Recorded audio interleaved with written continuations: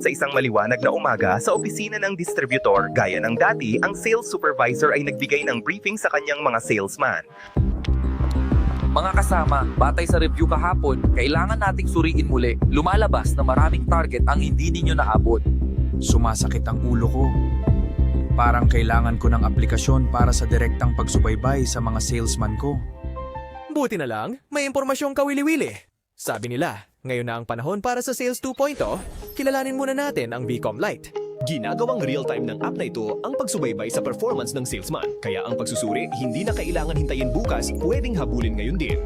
Tingnan mo ang mga feature. Sa dashboard, masusubaybayan natin ang target na benta at epektibong tawag ng bawat salesman. Ngayon din, hindi nagsisinungaling ang data. Tapos may leaderboard, agad malalaman kung sino ang pinakamahusay at nagiging kampiyon at kung sino ang kailangan ng suporta para hindi mahuli. Ang pinakamahalaga, may feature na maps. Maaaring masubaybayan ng boss ang lokasyon ng salesman kung saang outlet siya naroroon, mas nagiging tumpak ang pagpapatunay ng pagbisita.